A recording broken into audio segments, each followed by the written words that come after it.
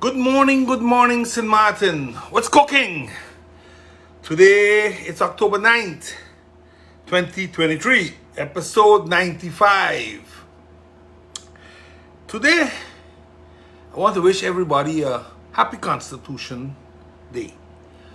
13 years ago, we parted ways with the former Netherlands Antilles, and we chose our own path, the path of an autonomous country. And while we have made many mistakes along the way, we are slowly but surely starting to understand what it means not to have a hand above your head and not to have a piggy bank that we can open whenever we feel like, because it ain't ours and somebody paying for it. We have made some bad choices, but that's how you grow. You grow by making bad choices. But the time has now come to put the now in charge so that we can really guide this country to a new beginning where everybody is equal and everybody has an opportunity to become wealthy in their own country. Tomorrow, the Now Party will be celebrating our first anniversary, where we launched this party last year on 10-10-10. And we will be celebrating from 6 to 9 at the John Lamini Center, where we will launch our party slogan, we will present our candidates, and most importantly, we will show the public of St. Maarten, the people of St. Maarten, what our manifesto is and what we are planning to do. We are the beginning of country St. Maarten the way it was always intended to be, for the people, by the people. At least in Holland, they woke up, they smelled the coffee, like I'm gonna take a little sip, and they have agreed to recognize Tula as a national hero. Just like how Malcolm X and Nelson Mandela are recognized in the Netherlands as freedom fighters, so is the slave Tula, who was brutally murdered in Curaçao back in the 18th century when he led an uprising to free the slaves in Curaçao. The Dutch have made 200 million euros available to create awareness of that dark page in their history books called slavery. And they have also agreed to get a museum up and running with those type of monies. What they did not do up until this day is talk about reparations for the rebuilding of the ills of the countries due to slavery. Think on health issues, education issues, etc. This, not one word has been said yet. But again, Rome wasn't built in a day. And it took the Dutch plenty years, over 160 years, I believe it is, if my memory serves me right, about 160 years, to agree that slavery was a crime and it was not a way to treat human beings. 160 years it took them. Let me wish my brother, a younger brother of mine, Carl in Sabre, very happy birthday. Sorry I ain't here today to eat cake and your good food because he can cook good. And his partner Rudolph is bake real good, that banana bread. But I'm planning to hop over so I can give a few days notice when I come in. So we can have all those goodies ready and we'll celebrate your birthday in grand style once again. So what happened to Budget 2023? When will the amended Budget 2023 reach Parliament? You know, we keep hearing, yeah, it can come in. Yeah, we got to do this and we got to do that. First it was the police monies, then it was the Ennia and the liquidity loans. Okay, all that passed now. So when it coming? Because the police are itchy. The justice workers are getting itchy because there's a lot of hot air coming out of the government. Nothing factual though. Nothing concrete. When the minister had to come and present a whole police force justice update, the own coalition partners, with the exception of MP Bryson, nobody showed up. Everybody, all other 7 had an excuse. And from her party, nobody came either. Because had one of them come, they could have had a meeting because it was a central committee meeting. So they didn't even need 8. They just needed enough people. So when I say people, enough political parties and or independents in there. So they needed enough of those to be able to run. I think because they got 10 of them, they need 6 of them right now, something like that. So again, it's to show you that we don't have our priorities right. But hey, it is what it is. Election has come, an election will pass, and most probably a lot of things that were promised and coming out of this so-called pipeline, because they have a whole new pipeline, I noticed. 4 years, nothing was in that pipeline. Suddenly now that pipeline is like a machine gun, bop, bop, bop, bop, bop, bop, throwing out things. The problem is, it's a bunch of hot air, because it has no substance. And we're going to discuss a few of those today. We're really going to discuss them.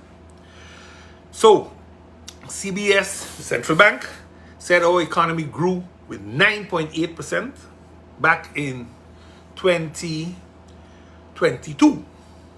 9.8. 2023 is going to be about 3.9%, a major drop. 2024 is going to be about 2.7%. So we continuously dropping.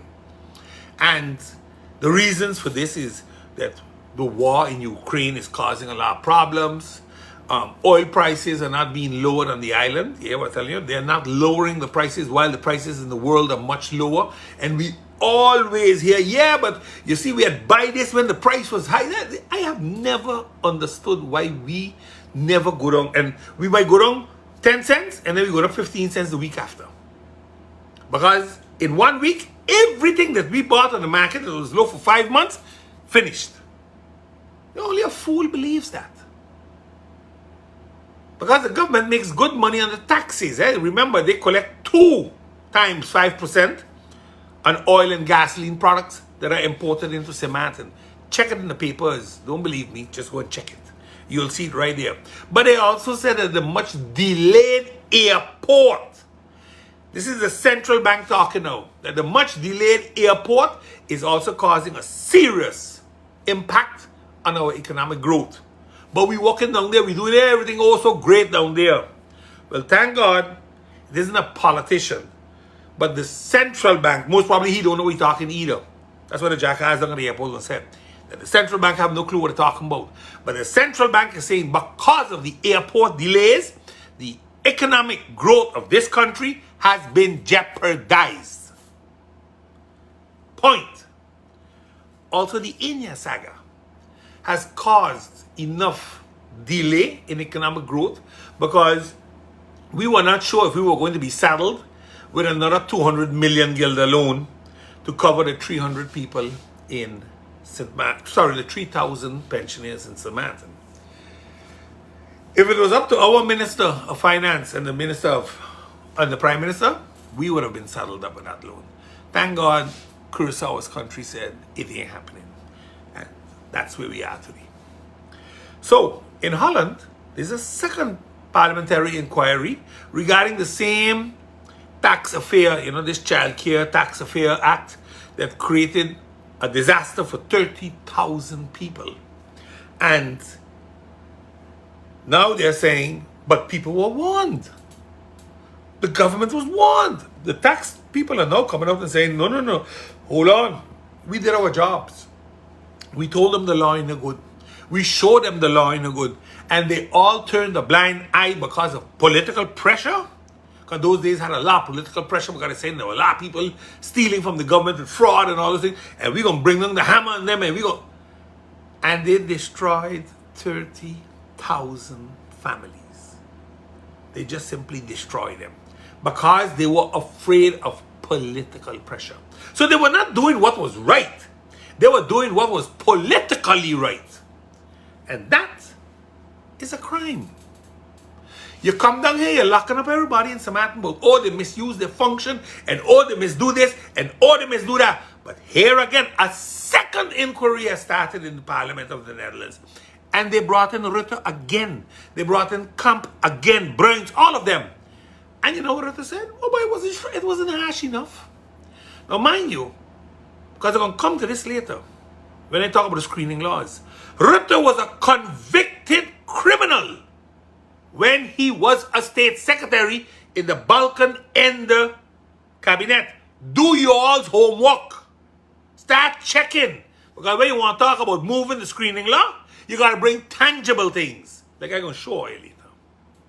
But you know, it is unfortunate that we don't look at what's happening in what you like to call motherland and ask if we are equal, because why up there it can and down here it can't. And then you hear people blabbing their mouth about the law should be the same. Well, I know it ain't the same, and I know we ain't equal. Someday some of us are going to wake up and understand that, and then we're going to have to discuss how we celebrate Constitution Day.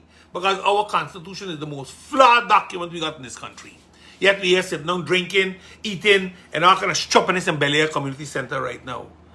And we celebrating Constitution Day. All over open.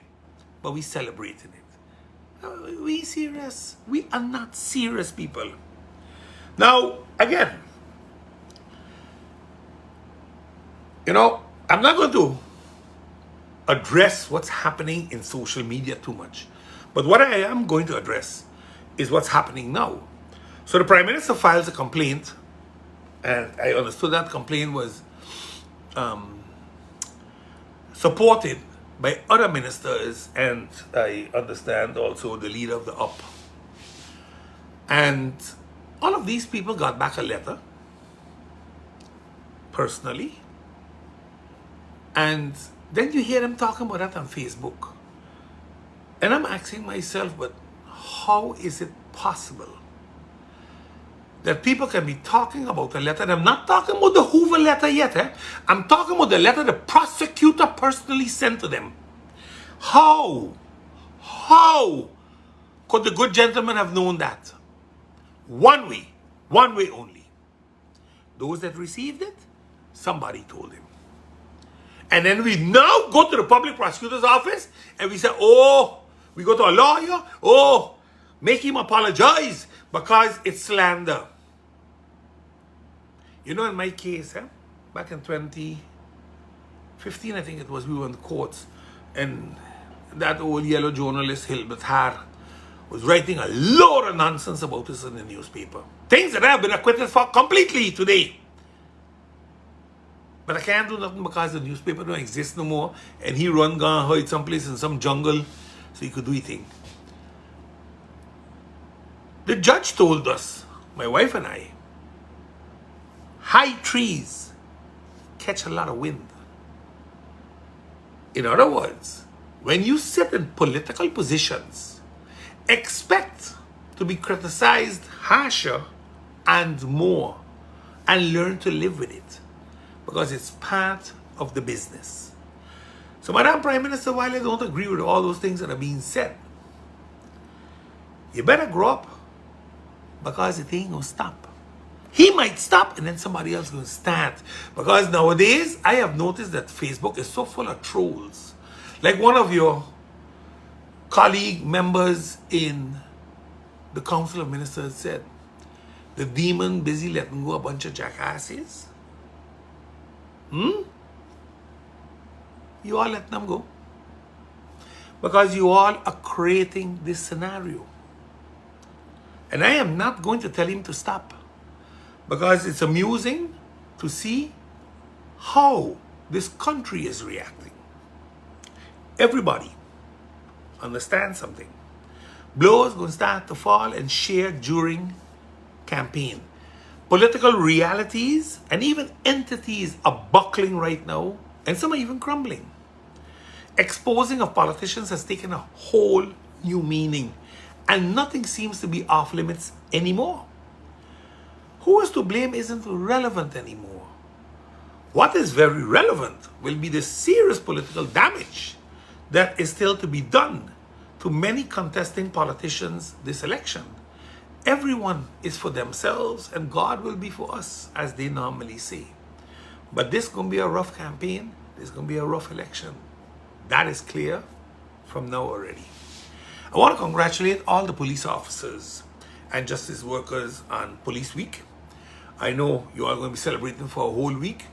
I had hoped that I would have been paid already, so you had a little extra in your pocket and you're going to do a little more. But you know what, brothers and sisters in the blue? You all have a lot of meaning for this country. You all are a backbone in this country. Keep your faces high. What is due to you will come to you. Not in 10 years, but much less. The now can promise you that. St. Maarten Cannabis request for proposal. Scam or what? When I read the newspaper article, I wasn't sure what was going to happen and if it was a reality, a scam, or something else. What caught me? Because at the beginning of the article, I was okay with it. Until I reached the part that the company was going to do all the research and all the groundwork for free. And they will tell us which laws to make and how to execute them, etc., etc. That basically means they have the job. That's what it means. Nobody come here do nothing for free. All these slogans about only we can save we, that's a bunch of BS now. Because clearly, something cooking, something fishy, and something very strange. But again, I have spoken about this before. When I said that the school children told us that there was a serious exchange of money taking place for this RFP. 2 proposals were sent to the council. I gonna wait to see who gets the job. I hope it's in the Canadian group. Because if that is the question, if that happens, then we know what went down. Everybody could come out and say what they want. I am a fellow, no? I don't say much easy. But when I do say it, believe you me, I have done some research. I have something in my back pocket. No company does nothing for free. They are here to make money.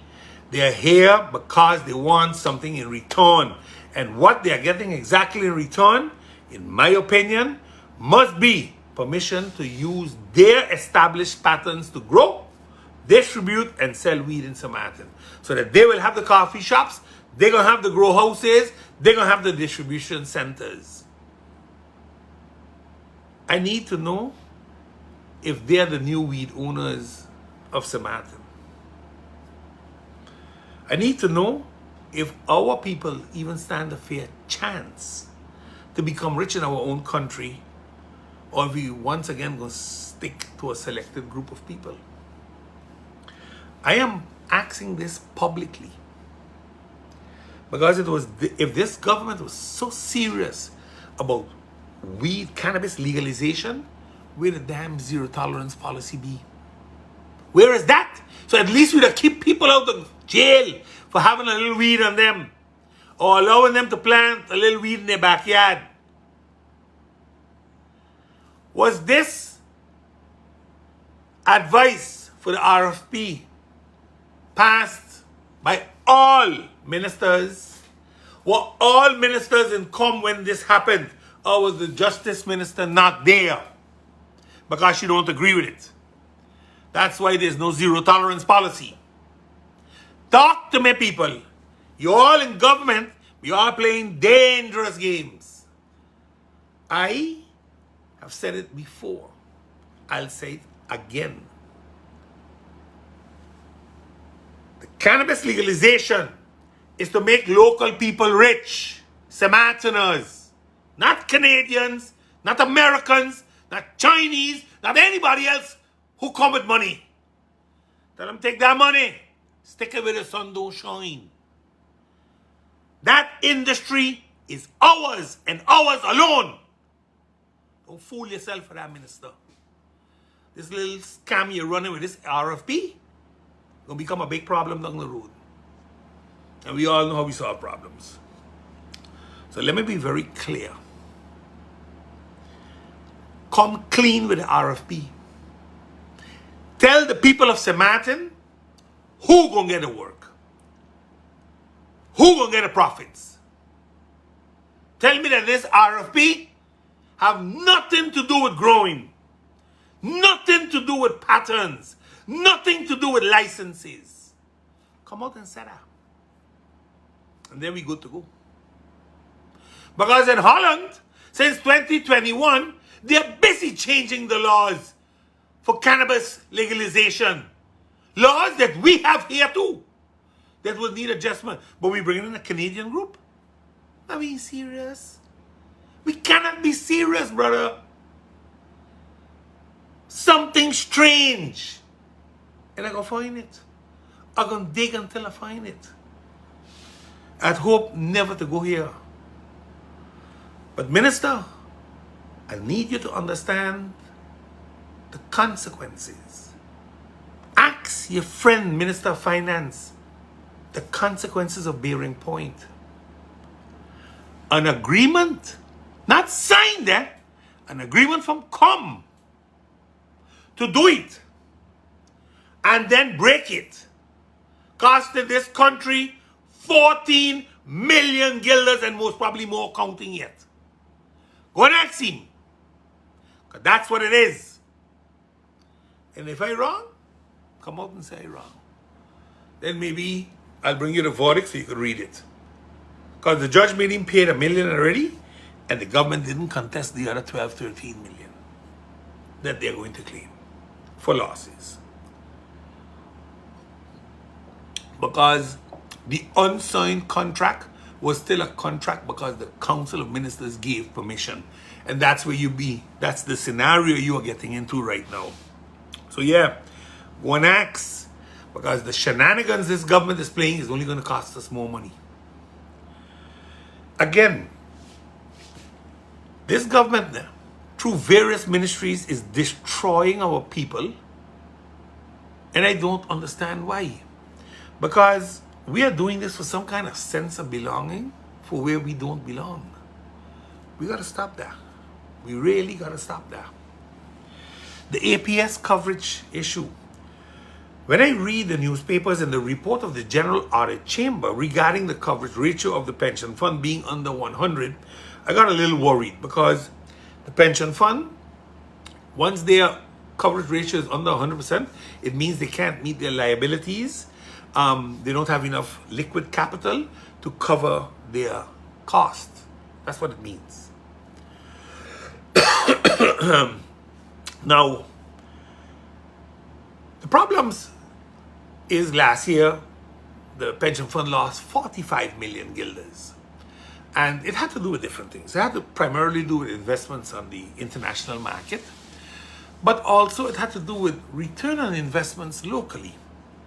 Think of the Mary Fancy's estate project. It was bought up, the Castro lands were bought up, and there was a boutique hotel supposed to come there 7 years ago, if not more.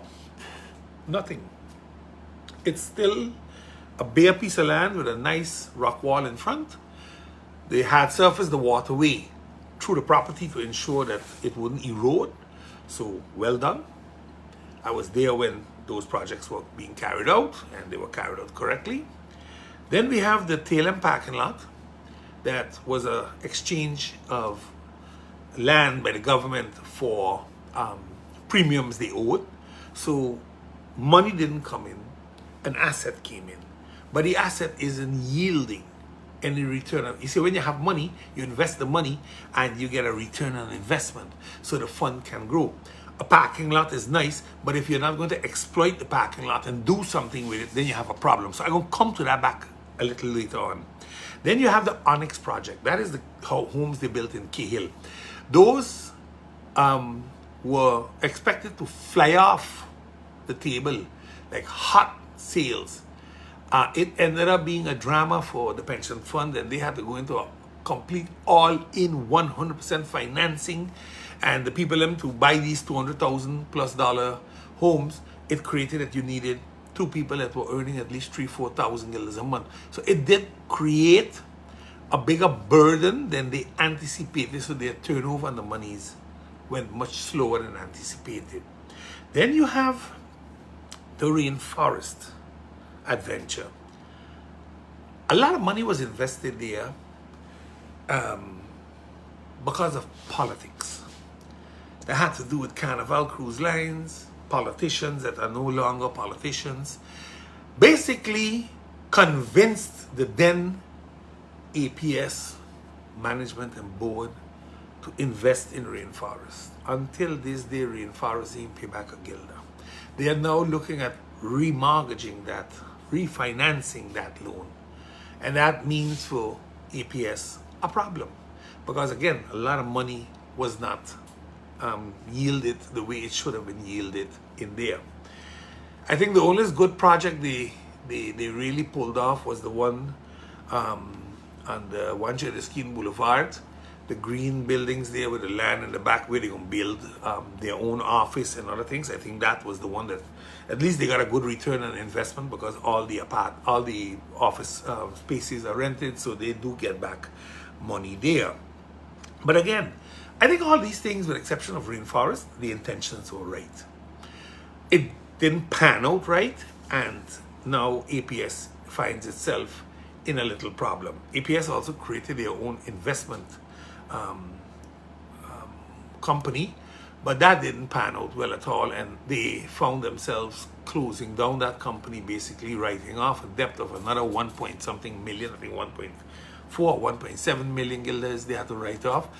And they now are in bed with a Curacao-based group trying to do investments for the country, for them themselves. Now, again, I think the government and the parliament should look at the law of APS, have a serious chit-chat with APS.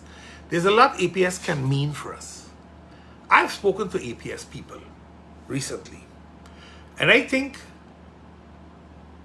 the low-hanging fruits are there for the picking. We want to do a few things.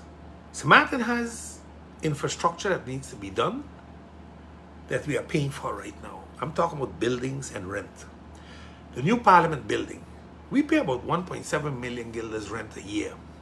We have the High Council buildings. We pay about 0.8 million guilders rent a year. The Justice Wing, etc., courthouse and all those things, another 1.4 million guilders a year.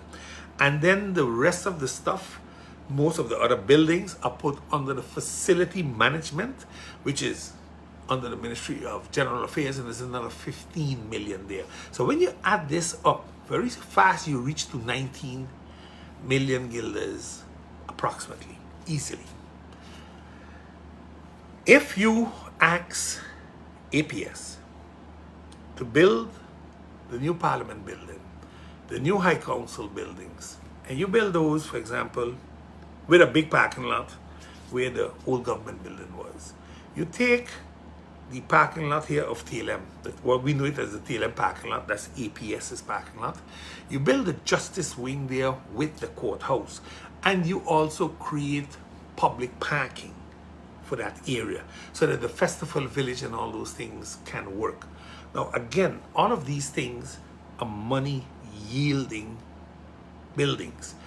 Government is paying rent up until today for the government building to SZV. So if APS puts this money and take 50 million, take 100 million, I don't know what it will cost, but I am sure the numbers can be tallied very easily and this can be done. That's why you want to move the ratio 60-40 as we have it today, 60 local, 40 international, to 70 local, 30 international. Invest in your country, put a 5% interest markup on the loan. Then APS's money will yield what it needs to yield. Instead of on the international market, it'll do it on the local market. We pay all these rents every year faithfully. These numbers I took out of budget 2023. All right, people? 19 million guilders, give and take, is going to rent. Our budget, so let's say 20 million to make it even a fast something. 20 million out of 450 million is about 4%, 4.5% of our national budget goes on rent. We should take that 4.5 million, that 4.5%, and turn it into new buildings for us so that we can house the parliament correctly, we can house the high councils correctly, we can house the justice wing correctly, free up the courthouse and make that our national museum and CMARC. I mean, we can do it. You'll read about it and you'll hear it tomorrow in the manifesto of the Now. You're going to hear it. Because that's what we want to do. Tired of talking about things that we shouldn't be doing. You know, these things can be done. Mere fancies, you can build a beautiful, in that plantation there, you can build a beautiful high-end boutique hotel. And the people can come. Like Walt Disney said, you build it and the people can come. We need to ensure that when that is done, it is done with the right partners. And APS has been trying to find the right partners to do this. But, you know, we had the pandemic and that slowed down a lot of things. Before that was the hurricane, that slowed. And I can understand it, but we got to move on. We got to find solutions to make APS solvent, sustainable. So if we, as country, can allow them to invest in our country and get a return on investments, then we're good to go. That's a win-win for everybody. So again, like I said, we need to do these things. Because remember, we need to also try to enlarge the membership of the APS, and the government-owned companies should start joining the APS, and we will have a transition period because they're by other unions, and APS is going to have to see if they can honor what the other unions, what the other pension funds are giving. But we got to take care of our own pension fund. Don't expect Curacao or somebody else or Holland to do that for us. We got to do that ourselves. We have the people, so let's go. Again, when you look at the audit report, for the APS to survive what's happening, they went and they raised, in the actuary report, they raised with approximately, I think it was 0.5% coverage on the actuary coverage to raise the pension or the liability coverage with 4.5%. So that has been done. I hope we are out of the woods, but I don't think we are there yet. Again, there are a lot of things that can be done. So again, this is, I see my friend Gromiko say, why use the civil service pension money for these projects? Gromiko, you got to understand something. Money has to make money. And they lost 45 million last year investing on the international market because it collapsed. So if we can invest it here and make the money, then let's do that. Instead of losing money, investing it outside. The money isn't sitting on the bank because you get a 0.5% increase on your money from the banks. And indexation cannot be paid when the pension fund is losing money or is below its coverage ratio. So I'm going to sit down and explain it to you when I see you, but that's the way we got to really go. No other way right now for us to do this. So again, I'm trying to find out-of-the-box solutions to ensure that we can move forward. And Ennia is one of these things also, because the saga at Ennia just simply continues. The Curacao government said they cannot accept the Dutch offer for the loan to bail out Ennia because that loan will destroy Curacao moving forward. Now, again, you know, I like to listen to everybody and then you can form a better opinion. I was listening to Mr. Renate Bryson on Wendell Moore, and he said something extremely interesting that I did not pay attention to. The Dutch offered St. Maarten with a trust fund about $1 billion guilders, give and take. And they're telling Curacao, so mind you, they give us $1 billion guilders to fix our country. Eh? And they're telling Curacao now, listen, you're going to have to take a loan for $1 billion guilders to save one company. While that one company, though, to be honest also, okay, I got to put it in perspective, has approximately 27,000 people pensions in Curacao. And these are pensions being built, and I believe some unpensioned. But 27,000 people in total. That is a significant amount if you look at a population of 150, 160 in Curacao, 150, 160,000. That's about what? If I take 150 and I take 27,000, you're looking close to 17% of the population of Curacao is involved in that one country, in that one company. So put it in context, to understand what's happening. The CFT, though, was very clear. It is against the law. Now, when you hear that it's against the law, a red light must go on. In Curacao, they played politics in the beginning. They said, we agree with you, but under certain conditions, because we don't trust what the central bank is telling us, so we want a second opinion. Van Huffelen is upset now that Curacao did that and played a game with them. There's nobody that plays more games with people than the Dutch. So, they play you now. Be a big girl, put on your dancing shoes, go dance it off. But what is important is for us to understand, so what next? Because if it was up to our government, we would have signed out. I think that loan was even signed already. According to me, they signed the agreements when Van Huffelen came down here to talk about slavery. Our Minister of Finance and most probably the Prime Minister was over his shoulder looking on, helping him sign. And they signed to agree to the 200 million that they would put as a burden on St. Maarten. And in return, we would pay 3.1% for a loan that was based, and here it comes, on what the Dutch could lend for. Not about Ennia. That is BS. When we took the liquidity loans, it was at 0%, and there was a clause. If the market goes up, you have to, whatever we borrow it for, you will pay. Holland has a much better rating by Standard & Poor's, which means they could get it for 3.1. If St. Maarten would have to go, it will be most probably the 6 or the 8%, because our rating as country is much less. Our risk is much higher. That's how interest rates are looked at. So what they're doing now, so you take Ennia, now you got to take it at the rate you would have gotten it. No, because you're taking the loan, Holland.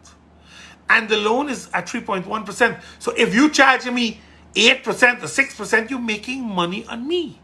Aruba was right when they said you're trying to get rich on their back.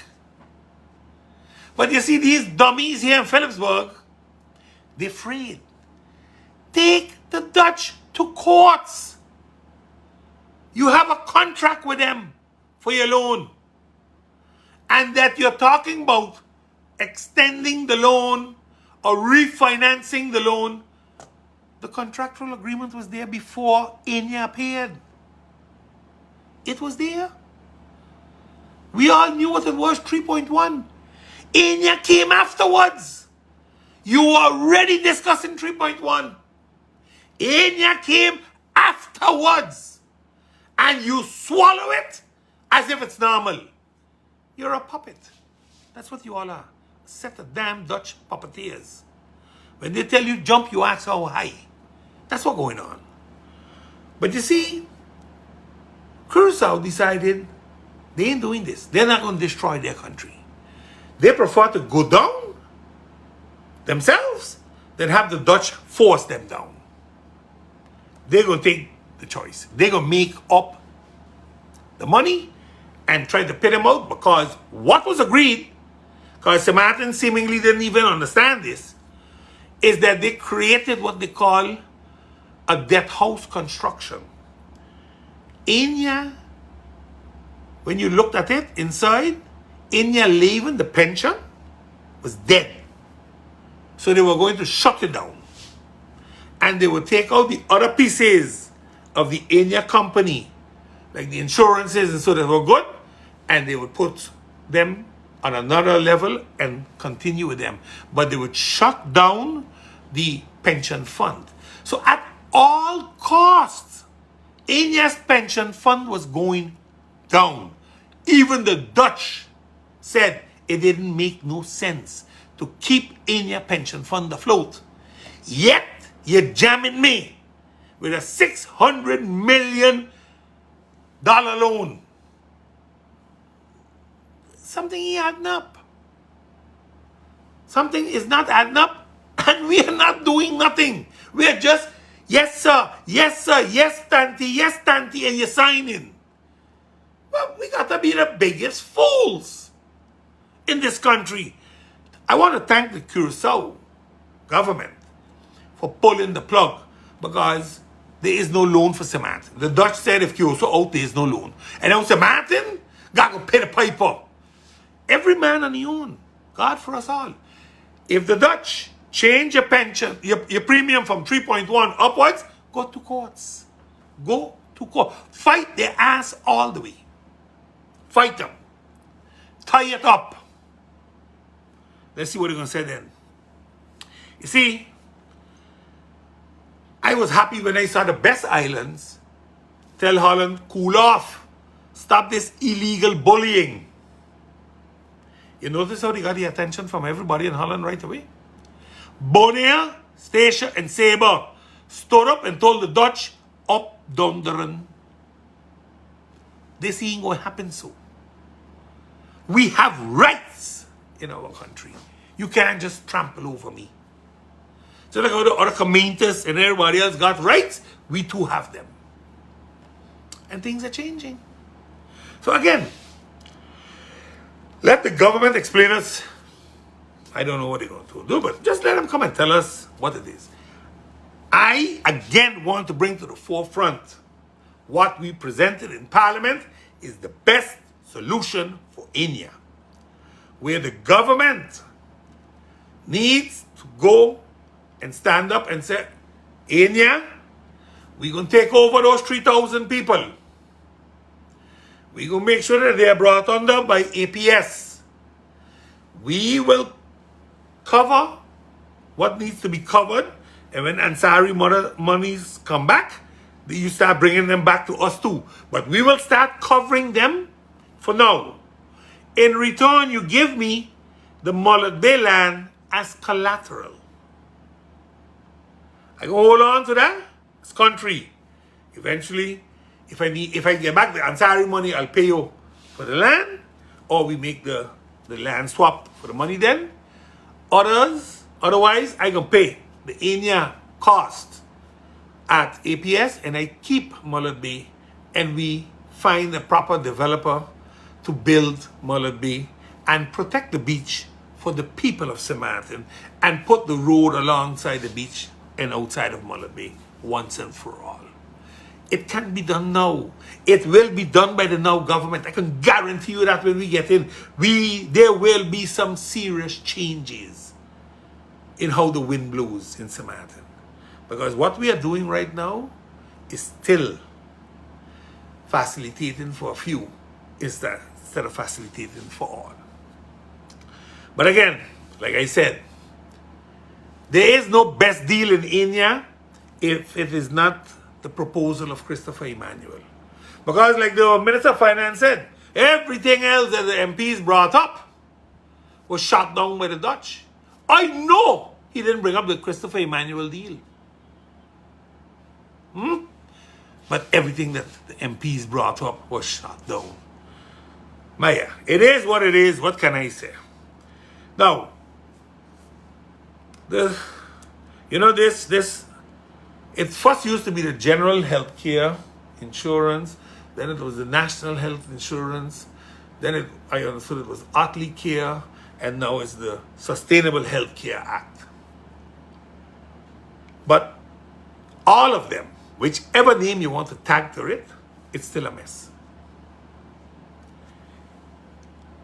This whole health care needs to be reviewed. Now, I suddenly saw yesterday that there's going to be a symposium November 6th to 8th where government, as if everybody comes to explain it on how they're going to do it and they can't all live in their own silos. They got to come together, and we're going to do this, and we're going to do that. Listen. There are a few things that you need to clarify for the public. I think that the public has that right. What are we going to pay for? And what are we going to get? I think that's important. The unions are at a loss. The doctors' associations are at a loss. The stakeholders, the employers, are at a loss. The employees have no clue what's happening. All you're hearing, oh man, you got added benefits, you're getting dentistry, you're getting vision, and mothers and children, they don't need to pay premiums. Minister, it is that spousal and children coverage that has put the coverage right now that we have at SFV in red. Because they need care, but they're not paying for care. So you call it a benefit, I call it the destruction of the fund. And unless we're going to pay for it with much higher premiums, what you're saying is hogwash. So tell the people the truth. That's what you got to do. Stop being so secretive about it. Stop running Facebook ads that when the people send you a video. No! Sit down with the experts. Explain your 200 and something page law. Explain it. Explain the coverage for civil servants. Because it's going to go down. It ain't staying the same. It's going down to meet the SZV level. And they're going to pay 1% more on their salary for less coverage. Tell them the truth. They already got glasses.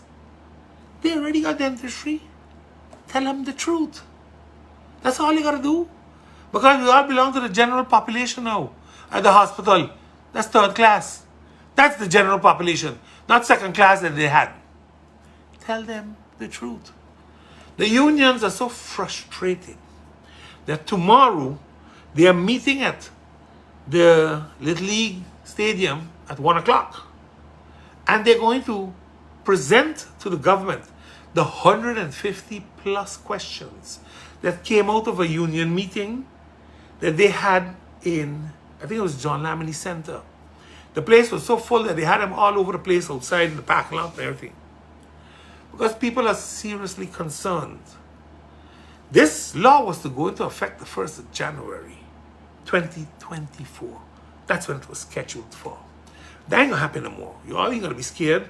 The earliest it will come into effect is January 2025, and the rumors I'm hearing now, we are looking at 2026 or 2027.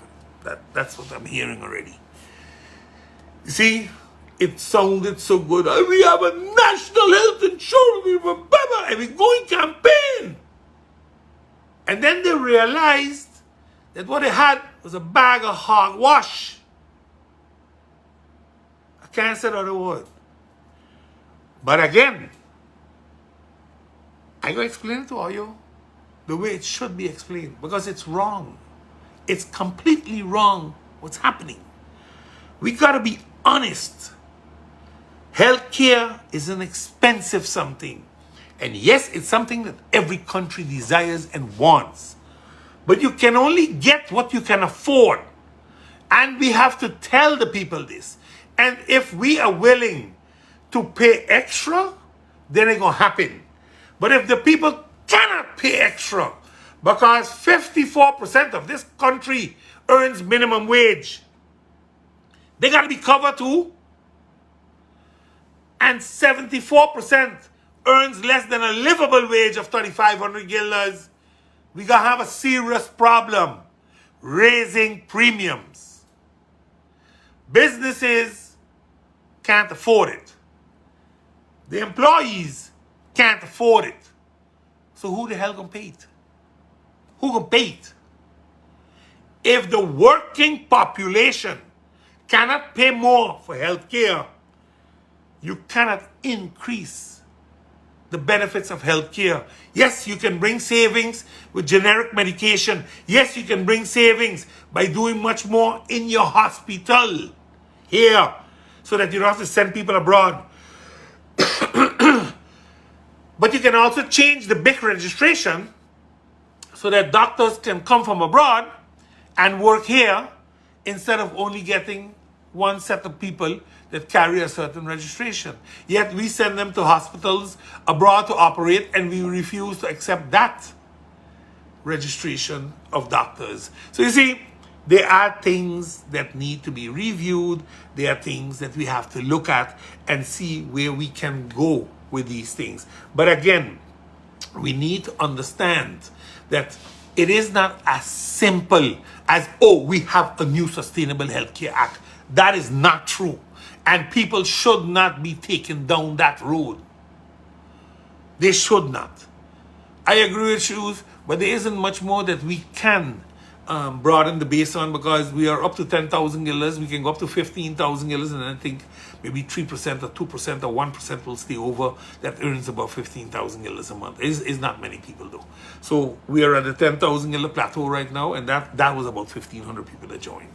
But again, I am saying we have to look at how this works, because it ain't no good. But I'll tell you, with the way the government, and I'm going to dive into what you just said, their shoes, the way the government is going to dictate these premiums is going to create a serious problem. Because people that earn good will end up paying much more for healthcare than they would have if they took a private insurance.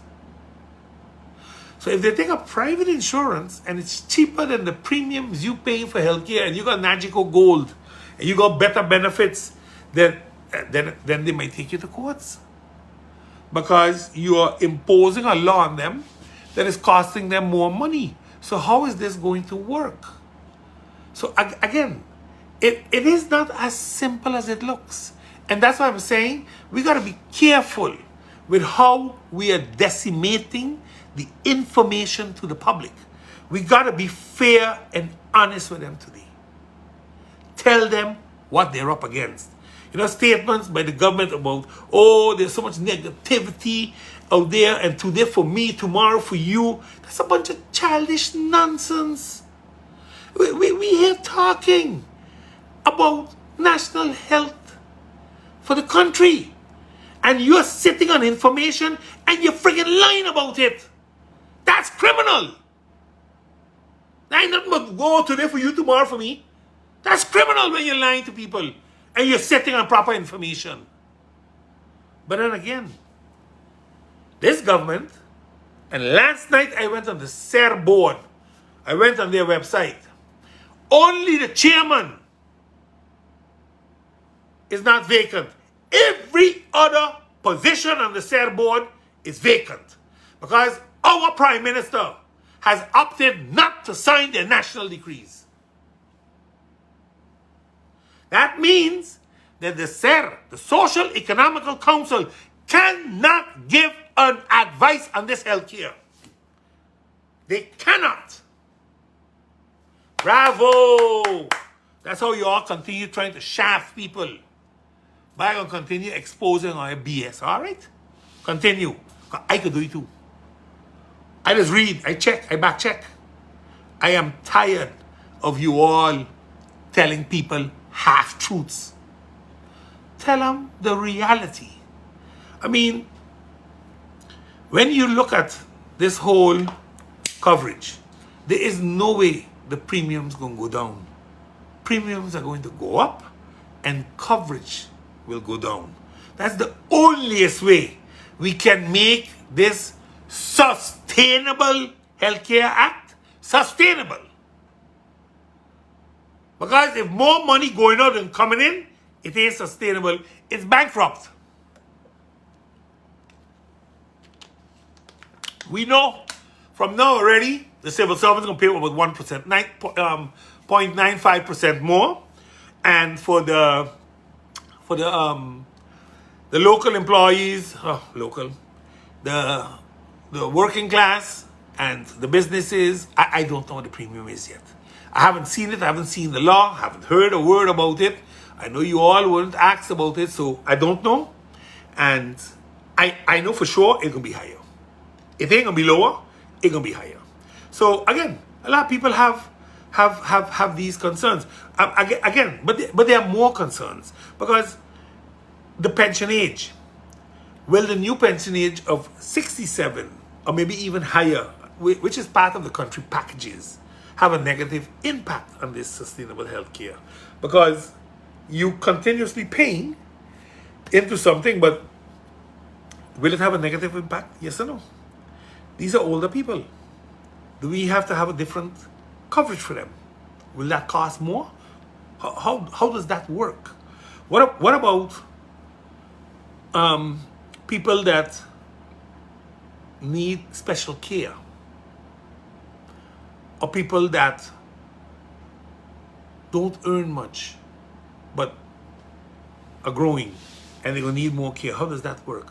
What about the district nursing, the White Nail Cross, Maarten Home, Sister Basilia Center? What about those places? How are they covered with the Health Care Act? Because they too give health care and provide health care at their centers, and when they go out to see the people. Will there be exemptions for low-income earners? I mean, these are all questions that keep coming back, and people call me, ask me about this, and I can't answer. So I keep telling them I will put it out there and see what really happens. But the bottom line is, the minister say he's going to Parliament on Thursday, and he's going to explain, he'll present the Sustainable Healthcare Act.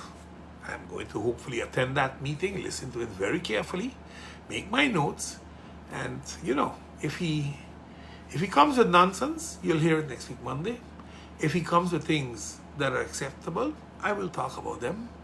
I am not going to be negative, but I'm going to be very critical, because I think the time to be critical has come. Dwayne Carbon.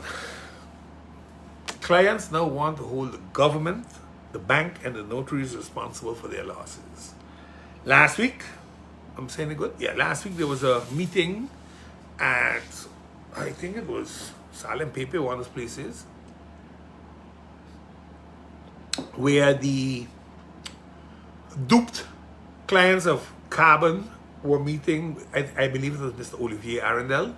They were having a meeting, and the President of Parliament showed up, MP Biljani showed up, and the meeting went instantly towards him, and a lot of blows started to fall by him, asking him how he could allow this to happen, and what he allowed to happen, and what the government allowed to happen.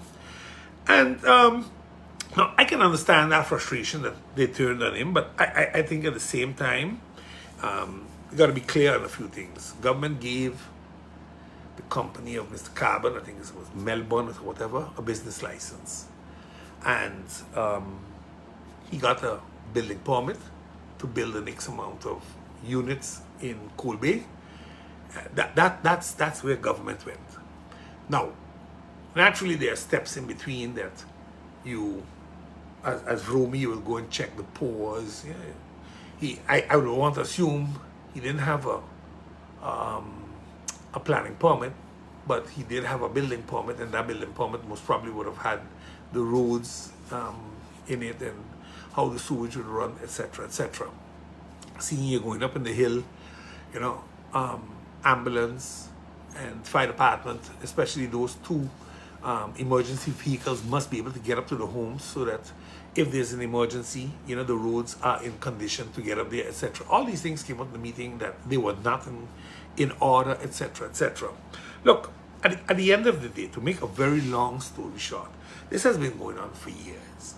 This building up there, and it isn't the first time that MP Bijelani spoke with him.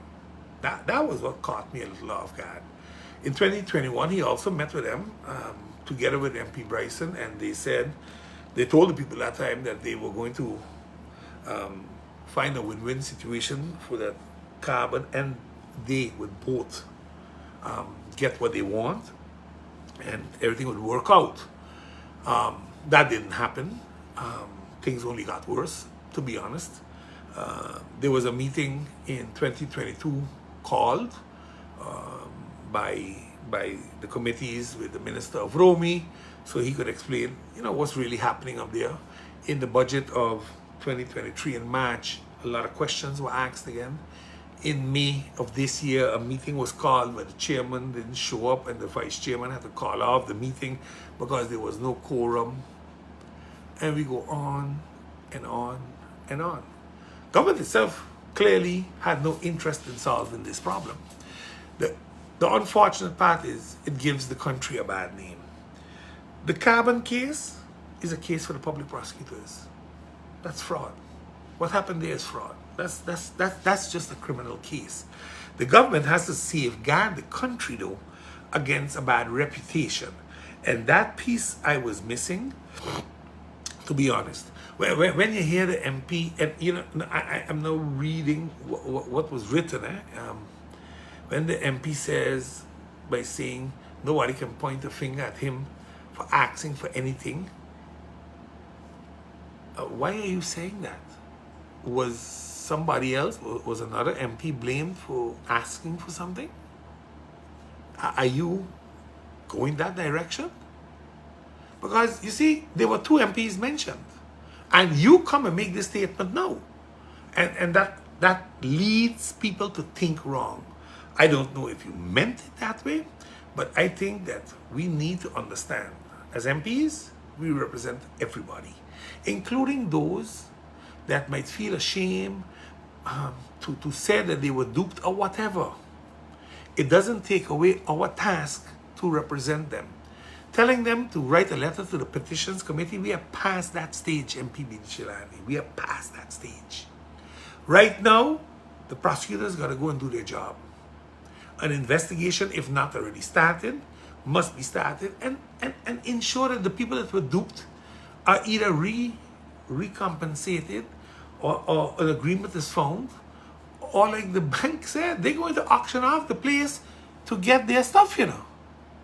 Because the bank want back their $7.5 million that they put as collateral on the land. So they're going to auction off the buildings to get their money. And then other people lose everything that they had. Because once it's auctioned, that's it. It ain't auctioned with a debt on it. Nobody gonna buy an auction with debt on it, unless it is such a free such a good price that they will still make money. So I don't know. I think we got to be a little more careful in how we are doing these things. You know, this carbon problem has jumped all over the place because accusations were made on Facebook about who involved, who protect who, and who doing this. Because in the meeting last week, I believe it was that in the press conference, I think it was, that the Minister of Finance found it fit to clear his name, the Prime Minister's name, and Duran's name, and said nobody do nothing wrong. Again, they're reacting to Facebook instead of reacting to the problem at hand. 150 people duped. That's what you should be reacting to. How do we deal with that? What's government's position on this? Are we going to continue allowing people just landing on Juliana Airport, go to a notary, open a real estate company and start selling real estate, and when the shit hit a fan, jump on a plane and go? Or are we going to change that as government? Again, you're all backing up the wrong tree. The people are the problem, not the Facebook story, not the WhatsApp story, but that's what you're reacting to. And then it makes me believe it's true. Otherwise, why give it the time of day? You see, you all got me confused. A Ponzi scheme happened right under you all's nose. So again, I really want to see where we're going. Because during the town hall meeting last week, Thursday, the President of Parliament made it clear by stating the following: that he's going to call a meeting on mitigation of natural risk and sustainable developments in construction. And he will proceed with or without Minister Duran. Because Minister Duran and the Minister of Finance all got a report from a French expert in hillsides, stabilities of hillsides, And you can remember we saw what happened here and over the bank when they went to cut it, the whole road collapsed and everything. They had to go and put up a whole fencing, shoot it full of concrete. He was warning for that by the carbon development and said that they cut wrong and the chance that the hillsides and the buildings come along is a serious reality. And everybody acted in shock. But how did they cut up there? Somebody had to check though. I know the law, Article 28.1 was not in figure. So they could cut. But it doesn't mean say you don't go up there and check and tell them you're cutting wrong. Because the cutting elevations are clear. They're there. So again, I saw that our Minister of Justice wants to go and talk about fighting counterfeit items on the island so that big business can come back. I hope it happens. It's a nice gesture. But I think we got bigger problems right now to deal with than that. Online gambling in the Netherlands went online 2 years ago, officially, and it has been a disaster. Online gambling in Holland has created a huge amount of gambling addicts. And a lot of people are going bankrupt because they are gambling away their whole salary. There's no control really on how much they spend and how much they don't spend. So again, a lot of prevention requirements were not met, and they're going to try to put those in now. Addiction, gambling addiction, prevention is a serious concern, and they're going to see how they're going to deal with that. But again, this is a good piece of information for we that are trying to get our gambling regulations with a gaming board online, which also includes online gambling. I think we should look at what happened in Holland and ensure it doesn't happen here. That's why I'm giving you this piece of information. Even though I think it's the Now Party is going to have to bring that gaming board to reality, because the amount of hot air, nothing happening there for sure. Because that minister we got in Tia, all he about is the Benjamins. The draft criminal procedure code is another big problem we have. I spoke about this now a few times, so I'm not going to make it drawn out today. But it is a hot potato right now for the Minister of Justice.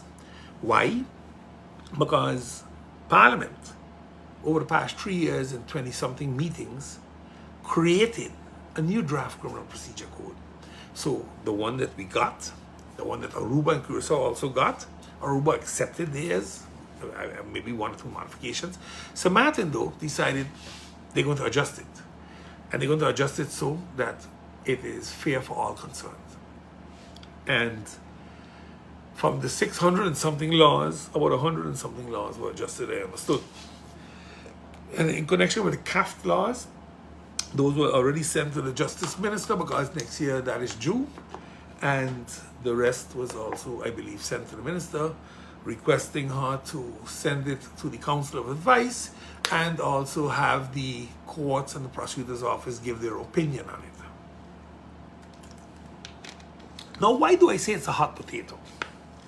On September 8th, last, the president of the courts, common courts of Aruba, Curacao, St. Maarten, and the Best Islands, made a very strange statement. And he said, the Parliament of St. Maarten and Curacao actually have to do their job. And they have to implement the draft criminal procedure code. Because if they don't do such, then the courts might have to make some general guidelines for the prosecutors. Otherwise, there are going to be a lot of inadmissible cases. And a light started to burn by me. Inadmissible cases. A case becomes inadmissible when you don't follow the procedures. So in other words, right now, the prosecutor's office is using rules and regulations that do not exist. They might be part of the original draft criminal procedure, but they might not be part of the present draft criminal code procedure that is now being prepared for approval. That would mean that a judge will have to throw out those cases because they didn't follow the rules of engagement. That's where the president was alluding to. President of the Common Courts. And that's sad because it means that they are behaving as criminals to catch criminals because they're breaking the laws. And that happens not in a democracy, but in a banana republic. And you can twist it any way you want. The law is the law. You don't make up the rules as you go along so that you can secure a win to justify the money you're getting to be down here, to fight white-collar crime, cross-border criminality, organized crime, whatever you want to call it. You either play by the rules and get the collar, or you don't do it. Because breaking the rule means you're one of them too. This is what's going on. The minister doesn't know where to go. So what does the minister do? She brings back the author of the original draft criminal procedure code to come to Parliament to explain Parliament that they don't have a damn clue what they're doing, and all those people that made these laws have no clue what they're doing, and it must be done this way. I am happy that at least two people in Parliament have some sense of a legal mind. MP Ryan Peterson, who is a lawyer, and MP Bryson, who is studying law. But codifying of the law is what's going to play a major role in these settings. I am no lawyer. I love law, and I try to get abreast of a lot of things by asking lawyers questions, mostly 2-3 different lawyers, so I can figure out for myself which way to go. But when you codify a law, every country can do that. So Holland can codify their laws, so can we. And they don't have to be the same. I'll give you a simple example. Our law for rape is 16 years.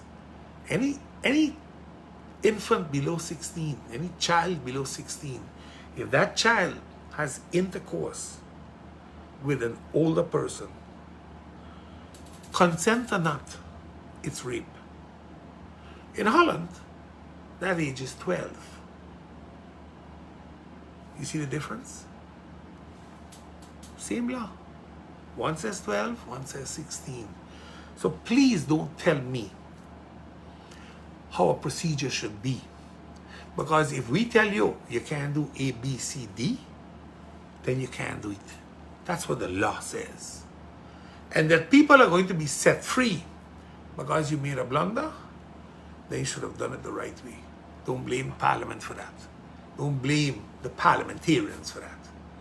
Blame those loose cannons you had calling themselves investigators. That's the one you have to blame. Blame the prosecutor's office for allowing that to take place, because that's who you have to blame. So I hope that you understand the hot potato the minister finds herself in with this law. And then naturally, when all is said and done, because the Parliament ain't going to change their opinion, the good gentleman come in there, and I hope that this is not a closed-door meeting. I honestly hope so. And I'll tell you why. This law exists in Aruba, so there are no secrets. Let the people hear why you want to change it back. Open the damn meeting, let everybody hear it. Instead of closed-door meeting and all kind of secret. There's no secret, the law exists in Aruba. And they want to bully us into it now. That's all it is. Call a spade, people. Call a spade a spade. But again, let me start going home now. What we sharing for elections this year? Because you know, elections coming.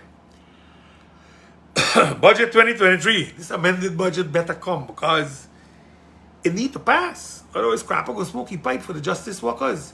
And no parliamentarian want all the justice workers to vote against them. So, yeah, somebody gonna have to come and pass the law now. The problem is, what you passing? Can you afford it? Can you do anything? Will the governor agree to it? Because he gotta approve it or he gotta sign it. If the governor don't sign it, crap a smoky pipe again. And the governor has told him a few times now, he ain't agree with this. He want 10 years here, he want this, he want that, otherwise he ain't doing nothing. Hopefully one day we'll get that part out of the charter and the constitution so we can move on. So when our parliament decides something and our government signs off on it, we don't have Big Brother telling us what we are allowed to and what we are not allowed to through the position of a governor. Old Van Huffelen come down here dancing with she Ennia offer, and she now sucking prunes in Curacao. Because Curacao passed the fast ball. Now they want to come with a 1-year transition period, but they're going to punish us by giving us a very high interest-bearing payment. And all Samantha has to do is tell them, I ain't paying that. I ain't paying that. I pay you 3.1%. You could jump as high as you want. Take me to courts. I ain't paying no 5.1% because that's not what you're borrowing it against. I am paying what you are borrowing it against. So you got to show me where you borrow. And if you can't show me, I can't pay you because you're stealing me. And if that's the case, I have to just take you to courts and done. If we don't do that, then yeah, it ain't gonna happen. Now, there was this story doing the rounds about bus licenses and taxi licenses being granted. 40 plus bus license, 40 plus taxi license, and they were granted by the office of the Minister of Fiat, I believe last week or the week before. I really don't know. And the questions are simple. I know on September 11th, there was a whole stampede for people to go and sign up for a bus license / taxi license, I think G&T place, whatever all they had there. They had to go, and all Dutch nationals and or permanent residents or residents of the island, whatever it was. Look, I don't know if the law changed. Let me start with the law. The law says that the bus and taxi licenses were reserved for Dutch nationals. I know it used to be born in Maarten, but I know it's Dutch nationals. That's for sure. Just like how also in the Chamber of Commerce you used to have sole proprietorships were for Dutch nationals. They said, oh, that's discrimination, and they're going to have to change that. Nevertheless, at this point in time, taxi drivers and bus drivers are sole proprietorships. I don't know if the law changed that to get a bus license or a taxi license, you can be a resident of this country, be it permanent or not, that you can get it. If that is the case, then I would assume the minister changed it. And it must have been placed as stipulated by law in the National Gazette. So I looked, I couldn't find it. Maybe I missed it, I don't know. But maybe, Minister, you can bring out the document that you placed in the National Gazette on the changing of these requirements, and naturally also the aspect of how we're going to make the choices. Because a recent verdict of the judge spoke about equality, fairness, transparency, good governance, and that those things must be regulated in a policy when it comes to land. That doesn't change when it comes to TIAT for bus and taxi licenses. So my question is, how was the selection made? Because there are hundreds of people, if not thousands of people, that have been on a list for donkey years waiting to be able to get a license for a taxi or a bus. How was this done? I just asking the questions now. I am not making accusations yet. But I ain't telling you that out of the door. Because if you don't answer, then it's going to come from a different angle.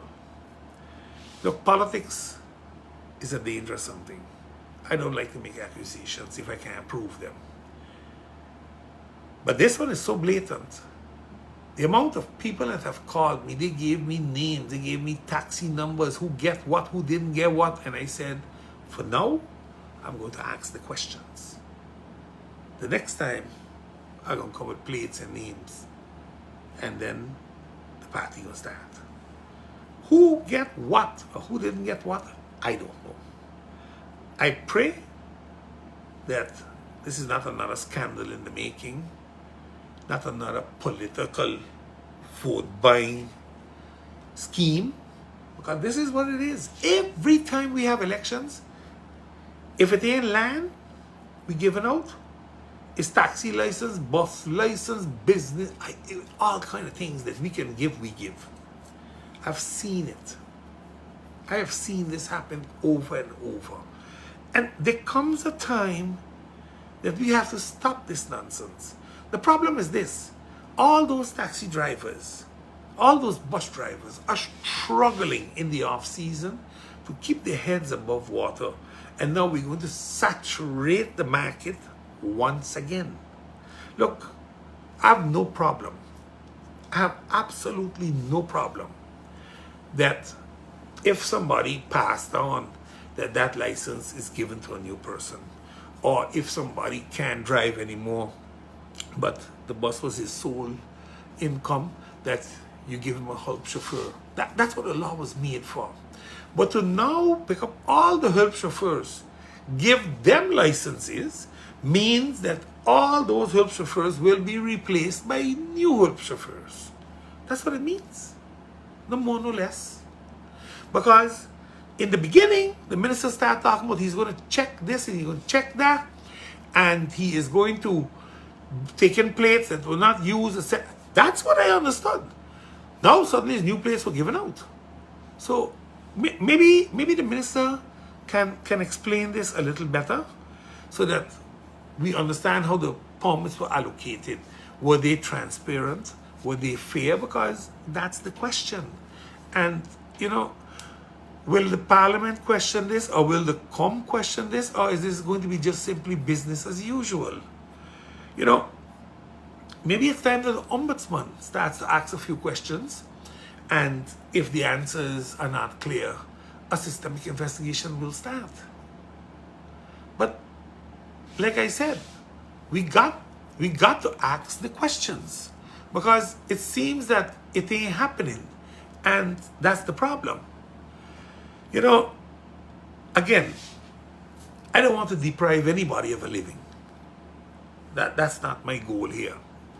But if the bus and taxi plates were reserved for Dutch nationals, why are we going to take away the jobs from those people now and give them to people with residency?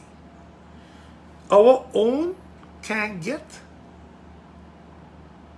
but outsiders are going to get it. But I can't go to their country and get it. Why are we depriving our own Dutch people from having a job in their own country? This cannot be the we, only we can save we. It can be. Because right now it's only we destroying we. But hey, maybe the slogan has changed as we move along.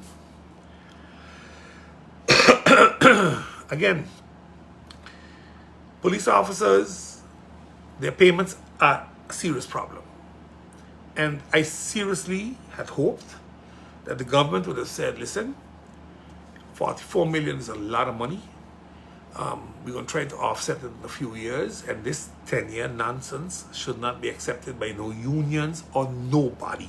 That is BS. They already waiting 13 years. And you want to add on 10 years? You want to make this thing a quarter of a century? I am saying make a down payment now. Give them 25% now. And that other 75%, you pay it off over the next 3 to 4 years. There is no 10-year. And whoever said there must be a 10-year, tell them crap or smoke your pipe. Send it up for annulment. That's all you got to do. You can't do nothing more. But you cannot tell me you ain't doing it. That's not your call. That's not your prerogative, Mr. Governor. I think people need to understand this. Not because they're telling you that they're doing a lot means they're doing a lot. The only thing they're doing a lot of is lying. You know, on World Tourism Day, the Minister of Tea had said, oh, how he's going to help the entrepreneurs, and he's going to do this, and he's going to do that, and he's giving them bus licenses and taxi licenses. But Minister, if you really wanted to help entrepreneurs that were struggling, you should have think about the musicians, the artists, you know. We got people trying to sell their arts and crafts. You said you were going to build a big market, and it was starting, then it was starting, and nothing start, nothing going to start, nothing going to get built. All right? Y'all gotta stop lying. Y'all set of liars. You're a set of con artists. That's what you all are. Taking money for plates. What kind of craziness is this, man? Nobody afraid to call you out? I don't call you out. We know where it happened. And I understood they even know how much was paid. Because somebody already said it. So it's going to be interesting as we go down the road. You know what a TBO always like to do? They always like to arrest during election time. I seem to forget that. They got other parliamentarians can explain you how that went. So please, be careful what you're doing. All these things happening in St. Peter's these days gotta stop. But Minister, why you didn't take up the Changing Lanes program? Build a bus terminal. Put the buses to drive routes, including the routes we're not driving today. Like Sucker Garden, Middle Region, Belvedere, inside by Simpson Bay. I mean, Cahill. Not a bus drives to the hospital. Accessible Ventures have to do it.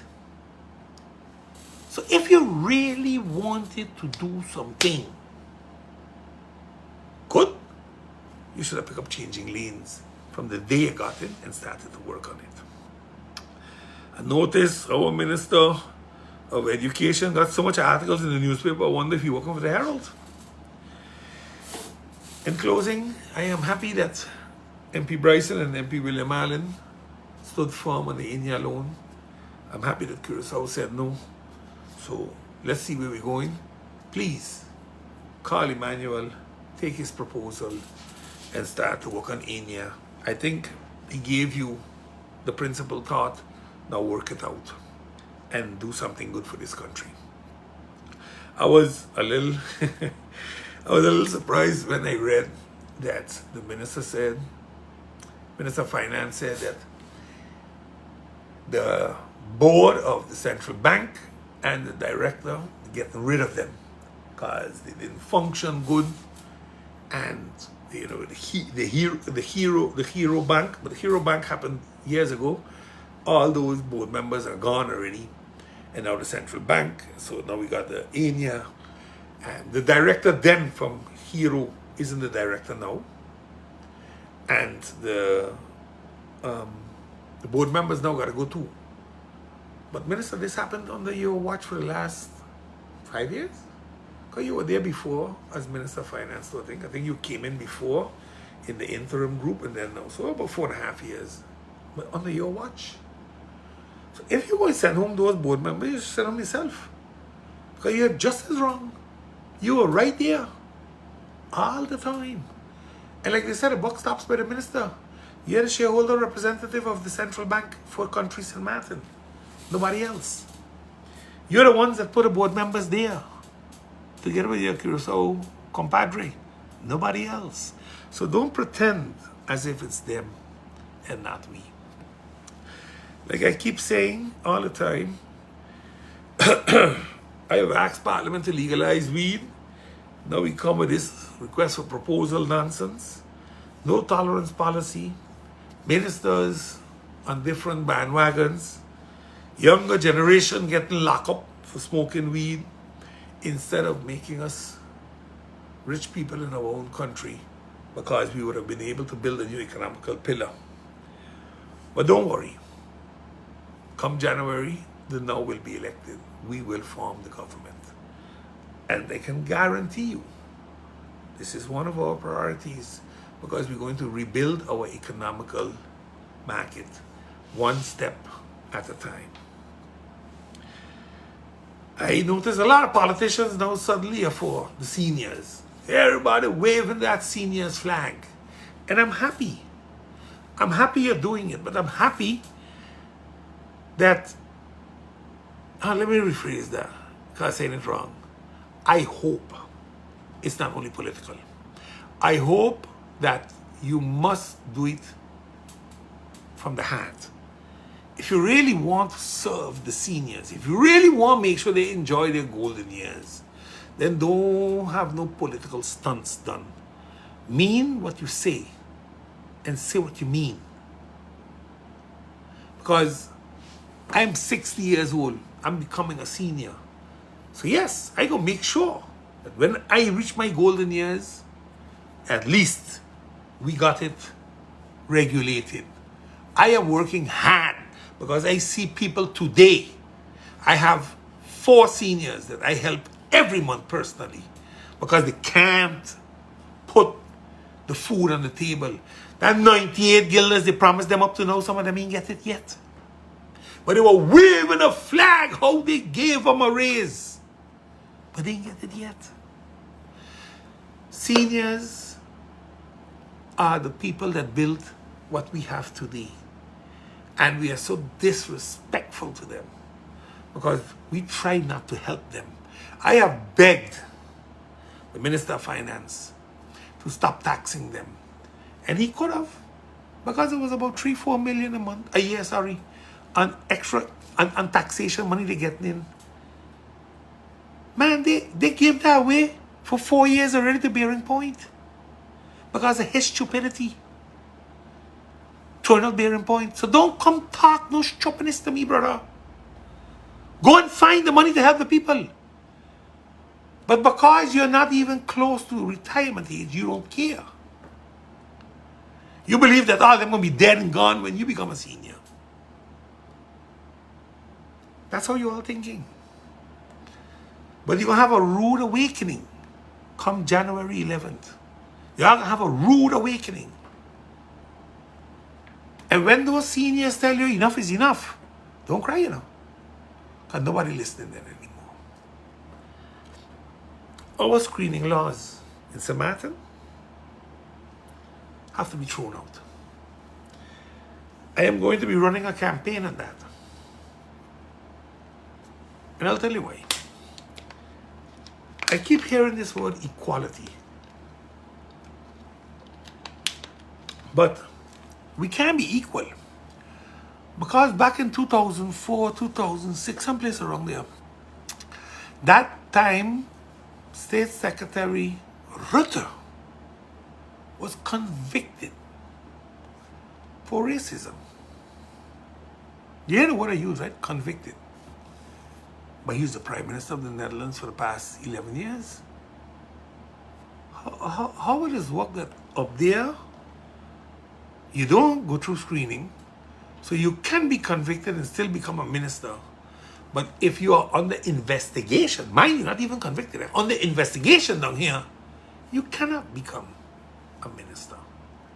Because the screening law says so.